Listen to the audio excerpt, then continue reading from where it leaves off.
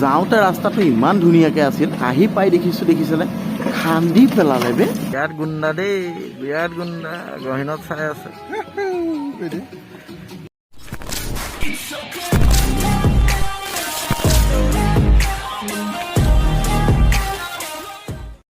Morning everyone. আৰু আজি হৈছে দেওবাৰ, আৰু আজি দেওবাৰে আমি যাবলৈ ওলাইছোঁ চাবলৈ এটা খুব সুন্দৰ জেগা।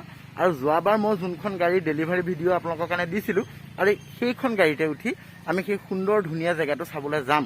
আৰু ভিডিঅ'টো আজি আপোনালোকে পূৰা কণ্টিনিউলি এনজয় কৰি যাওঁ। মোবাইলতে বনাইছোঁ কমপ্লিটলি, গতিকে অলপ লৰিলে মেলিলে এডজাষ্ট কৰিব লাগিব। মই এডিটিঙৰ যিমান পাৰোঁ মিলাই দিম, কিন্তু ভিডিঅ'টো খুব এক্সাইটিং আৰু যিমান পাৰোঁ মোৰ ফালৰ পৰা ভাল কৰিবলৈ যত্ন কৰিম। খুব সুন্দৰ জেগা, খুব সুন্দৰ ৰাস্তা, গতিকে আপোনালোকে ভিডিঅ'টো এনজয় কৰক। আজি দেওবাৰ দিনটো অলপমান বহুত দিনৰ পাছত মুক্ত হাৱা খাই অলপমান কমকৈ ভয় খাই আজি জাৰ্ণিটো আৰম্ভ কৰিব ওলাইছোঁ। গতিকে গাড়ীখন এতিয়া আমাৰ আহি আছে, গাড়ীখন অহাৰ পৰা আপোনালোকক দেখুৱাই যাম। A few moments later. 15 মিনিটমান হৈ গ'ল মই ৰখি আছোঁ, কিন্তু গৰমটো তামাম উঠিছে, তামাম গৰম আজি। আৰু গৰমৰ কাৰণে ঠাণ্ডা খাই খাই মাত অলপমান বহি গৈছে, কিন্তু হ'লেও আমাৰ জোচ আছে। আজি আমি যাম। অকণমান জাৰ্ণিবিলাক কৰোঁতে অলপমান লেট হয়েই, তথাপিও সেইখিনি আমি এডজাষ্ট কৰি লওঁ আৰু আমি যাম। আমাৰ গাড়ী আহি গ'ল, এতিয়া আমি উঠি যাম।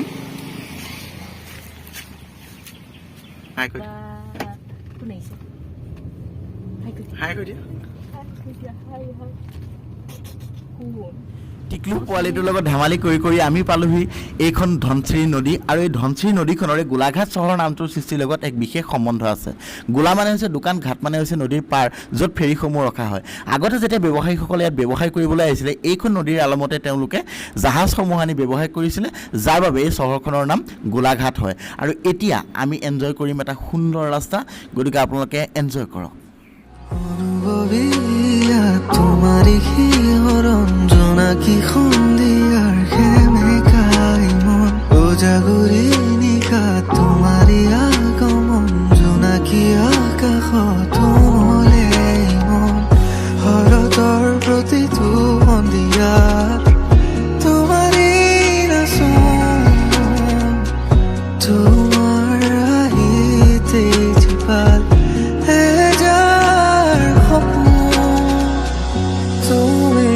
হৰতা ওসনাকি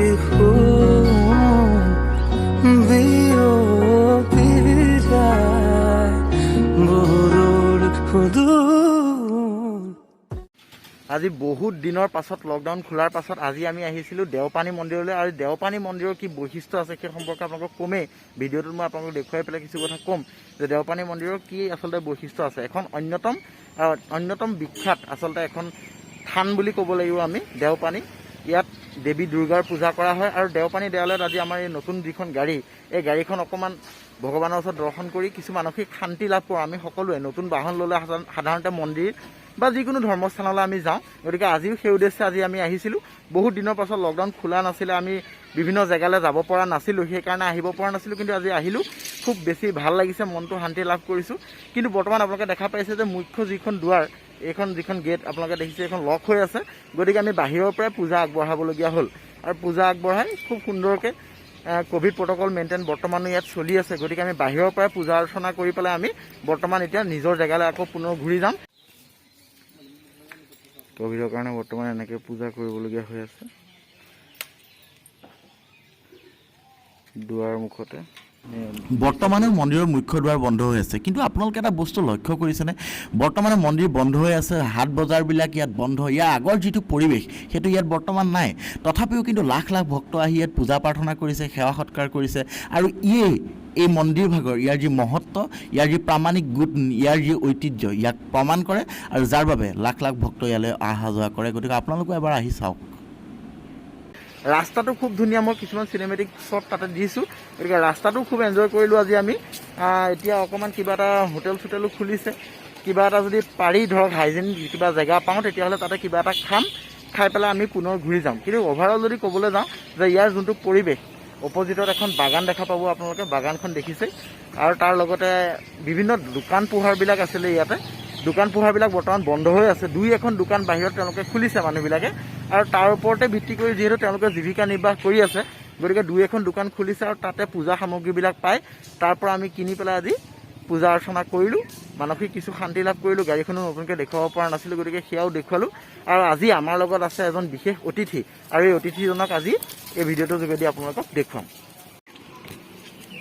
এইজন হৈছে আজি আমাৰ ভিডিঅ'ৰ মুখ্য অতিথি। পানী বটলৰ লগত ব্যস্ত আছে। কি কৰি আছা? চোৱা চোৱা চোৱা, অকণমান এফালে দেখুৱা, এফালে চোৱা। নিজৰ কামত ব্যস্ত আছে। হাই কৈ দিয়া, হাই কৈ দিয়া। আমাৰ ছাৰৰ ল'ৰা বিৰাট গুণ্ডা দেই, বিৰাট গুণ্ডা। গহীনত চাই আছে। গাড়ীত বহি ধুনীয়াকৈ এচি খাই বহি আছে। বাহিৰত গৰম বোলে, বহুত গৰম। গৰম বুলি কৈ দিয়া, গৰম গৰম, গৰমত যাব নোৱাৰো বুলি কৈ দিয়া। খুব ধুনীয়া মৰম লগা পোৱালিটো। সকলে এনেদৰে ইয়াত সেৱা সৎকাৰ কৰিছে। মই অকণমান জুম কৰি আপোনালোকক দেখুৱাই দিছোঁ। দেওপানী দুৰ্গা মন্দিৰ, মা দুৰ্গাৰ ইয়াত পূজা অৰ্চনা কৰা হয়। কিছু দূৰৰ পৰা হ'লেও দেখুৱাই দিছোঁ। এটা কথা ক'ব লাগিব, ৰাস্তাটো কিন্তু বম চালিয়া আৰু ভিউটো খুব ধুনীয়া। আপোনালোকো যদি ইয়ালৈ আহে তেতিয়াহ'লে আপোনালোকে এইটো কথা নিশ্চয় স্বীকাৰ কৰিব।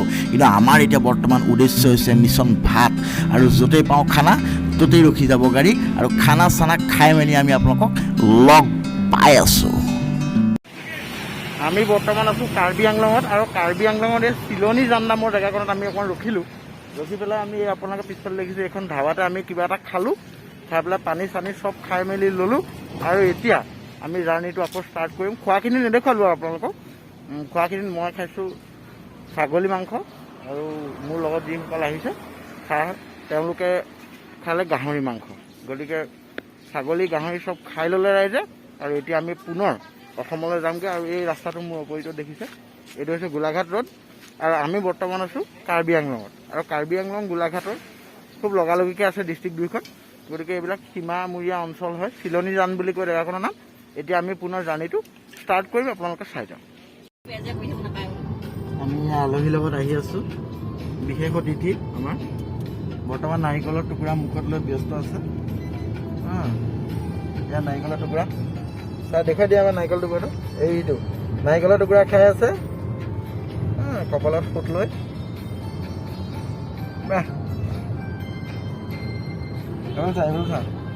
এইটো চা।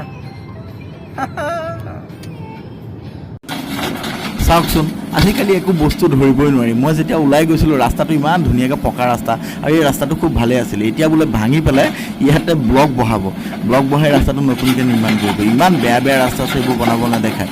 চালা ভাঙি পেলালে বে। আৰু ইয়াতেই আজি আমাৰ জাৰ্ণিটোৰ জৱনিকা পৰিলে। যদি ভিডিঅ'টো ভাল লাগে ভিডিঅ'টো লাইক শ্বেয়াৰ ছাবস্ক্ৰাইব কৰিবলৈ একেবাৰে নাপাহৰিব। পুনৰ এটা নতুন ভিডিঅ'ৰ সৈতে লগ পাম। জয় অসম।